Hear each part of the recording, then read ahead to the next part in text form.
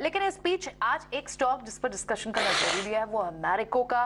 Numbers आए over the weekend और domestic volume growth जो है वो थोड़ी सी म्यूटेड रही है, 3% पर रही है वॉल्यूम ग्रोथ आउटलुक, क्योंकि कंपनी के जो जो की प्रोडक्ट्स थे हेयर सेगमेंट के, वहां पर प्राइस कट लिया था और यहाँ पर ग्रॉस मार्जिन में भी हमने देखा है थोड़ा डेंट पड़ा है।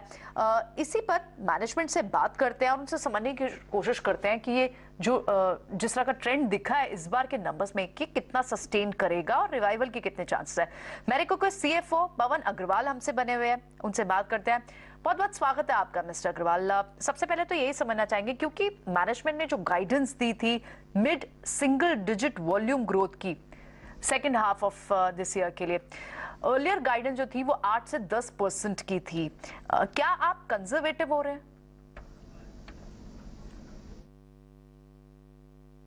आपको पहले ये समझना होगा कि किस ऑपरेटिंग एनवायरनमेंट में ऑपरेट कर रहे हैं। एक बहुत ही चैलेंजिंग ऑपरेटिंग एनवायरनमेंट है जहां पर अगर आप एफएमसीजी सेक्टर की वॉल्यूम ग्रोथ देखें तो पिछले 4 क्वार्टर से नेगेटिव रही है और उसके अगेंस्ट में हमने 3% की वॉल्यूम ग्रोथ दी है।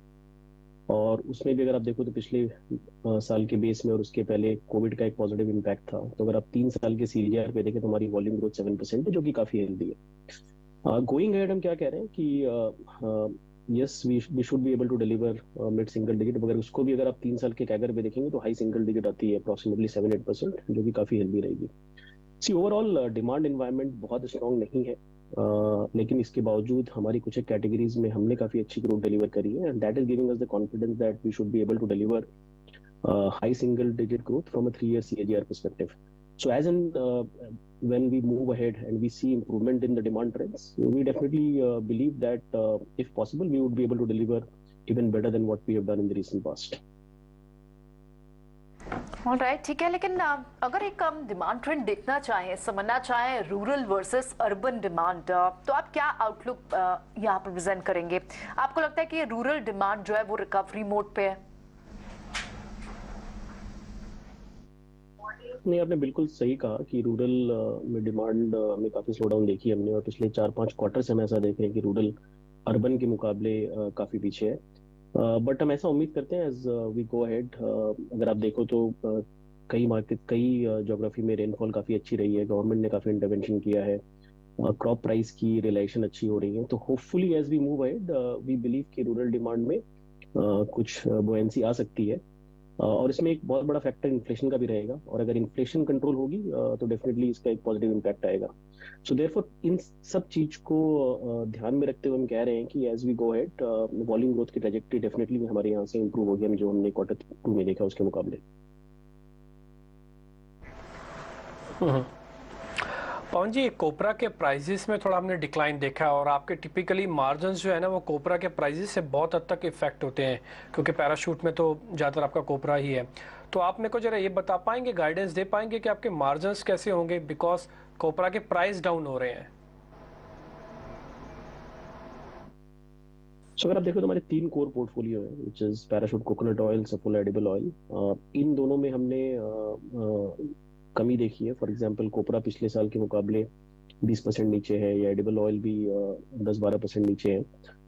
लेकिन वहीं पे एक तीसरा portfolio value add hair oil है, जहां पर क्रूड लिंक्ड डेरिवेटिव्स जहां पे यूज होते हैं पैकेजिंग मटेरियल में, या liquid paraffin in one of the raw materials, वहां पे काफी तेजी है। फॉर एग्जांपल लिक्विड पैराफिन अभी भी 50% ऊपर है, एचडीपी अप्रोक्सीमेटली 20% ऊपर है। तो जहां पैराशूट सफोला की हम बात करें तो वहां हमने प्राइस कट्स लिए हैं।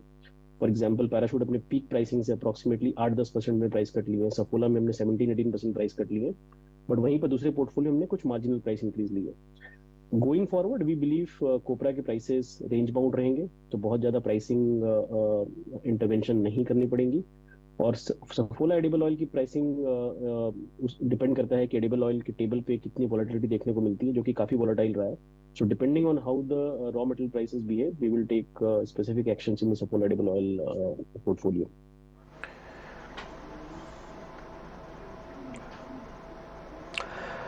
सर, पैराशूट कैटेगरी के बारे में भी जानना चाहूँगा कि वहाँ पे सबड्यूड वॉल्यूम ग्रोथ क्यों रही सर? आपका तो ये मेन प्रोडक्ट में से एक है, जैसे अभी आप खुद भी कैटेगरी बता रहे हैं।